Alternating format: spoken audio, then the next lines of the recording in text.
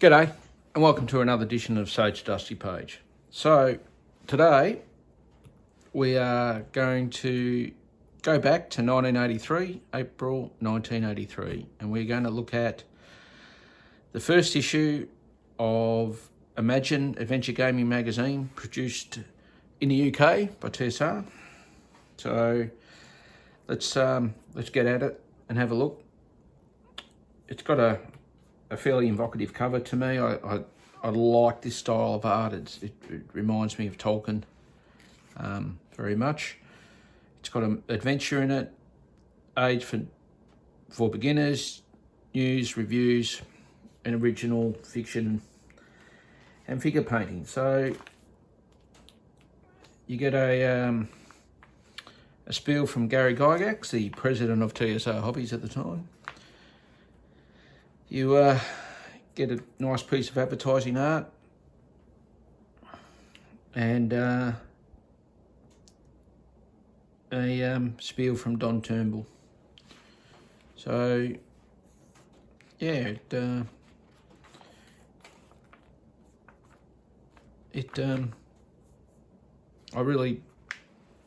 quite like this, just the layout of it. It's got nice big text, particularly for a grognard like myself. Yep, and you get your index or contents. Let's have a look. A guide to the beginner's guide to role-playing games. So it's an interview format. You also get a cartoon. A thing called the Sturgis Corner. So page for the not so experienced adventurer, and it just asks questions, answers questions. We'll talk about the D&D game, so D&D Basic. And then we get into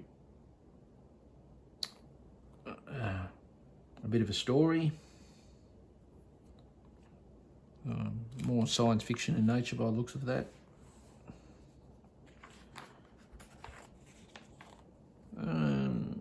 Or maybe not. It might be a bit of a nightmarish sort of a thing, or a demon, possession perhaps. But it's a short story. And then, as this is how we got all our ads back in the day in 1983 in magazines, and they see how they piqued our interest. Not a bad bit of gothic art there.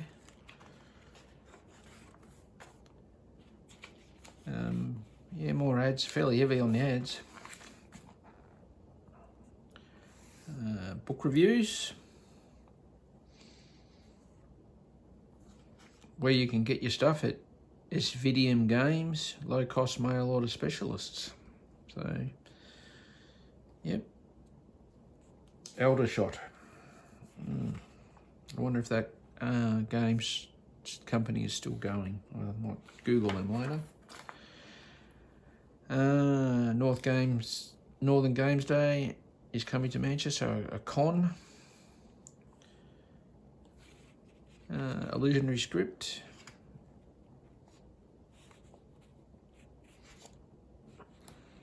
Yep.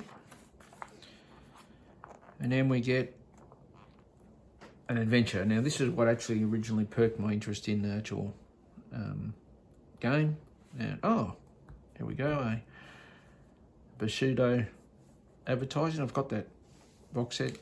Fairly clunky gameplay, but very, very realistic. So, the Beacon at Enor Tor. It's for 4 to 7 characters, first level for Dungeons and Dragons. It's pretty good because it really, for a brand new DM, it sort of lays out the parts. First section's for the DM with the background information. Part 2 describes contents and inhabitants, and the third, there's a glossary of all the unusual, unfamiliar words, which is pretty useful to people starting off in the role-playing game. So we get the D&D abbreviations, class level and so forth. bit of art. So the path leading up to the tower. We get a bit of an adventure hook for the players, and essentially it's a go and get or go and check. So the town guildmasters pay the party 100 gold for each player to go up there and find out what's going on and why the beacon has stopped working, basically. And then you get into the beacon, it's on my mind, beacon. And it's a very straightforward layout. It's the living room, kitchen and bedroom.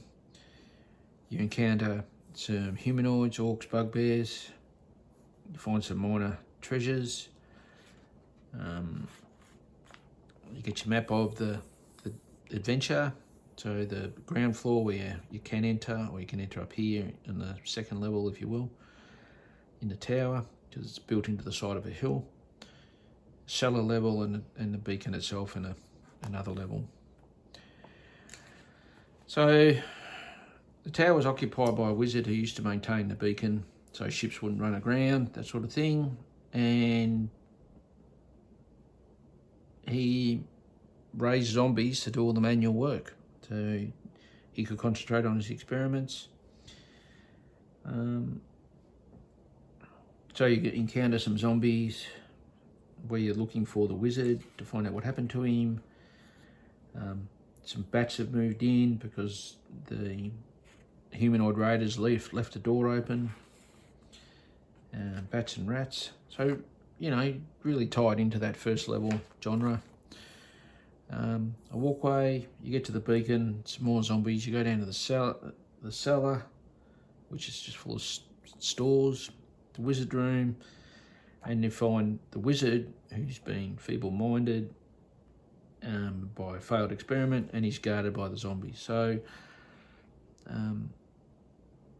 the game, the adventure gives you the mechanisms to actually restore Catherine via a Dispel Magic scroll, which is there, and make some assumptions that the elf or a wizard would know that. So, and if they don't kill him and they save him, because he's been dehydrated for a week, he'll reward the parties appropriately with some more treasure and some spells and a few magic items and so forth. If not, they can actually find the treasures that he allocate and some more. But yeah, so it's a relatively straightforward module. It would be done in one session. You know, I think it's a very good introduction module for people coming to the game. And you get your glossary and yeah, the credits. So well done, Michael Brunton and Graham Morris, and special thanks to all those people. Okay, we get minifigs, which was a line of 15 and 25 mil figures, lead, because we loved lead back in the day.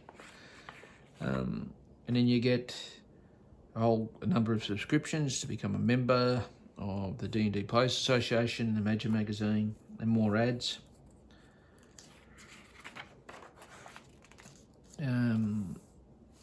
Yeah, more ads, some news from D&D's Players Association, and you get a bit from the head of TSR in the UK, Don Turnbull, a bit on a few Q&A questions. You know, what does TSR stand for? So Tactical Studies Rules, that's it. A bit on Star Frontiers, more comics, silicon mold materials. It's probably what you'd call the first 3D printer right there. Tavern Talk, some game reviews, Judge Dredd, Star Frontiers. I flick through this magazine, I'm thinking, God, I was in high school at the time, thinking, oh, Star Frontiers, that'd be a pretty cool game, and we gave it a lash. And then you get some stuff on painting your figures, tools, gluing them together, that sort of stuff. undercoating, and it just a couple of page article on that, and we follow up by yet more ads and White Dwarf advertising in here. So, and a couple of pages of comics as to pad the magazine out, obviously. So it look, I got this at a fairly reasonable price. The postage absolutely killed me, but you can pick them up anywhere from sort of 40 Australian dollars to as much as 120. There's only 30 issues in the set to collect if you're a bit of a collector and you want to add to your hoard like myself.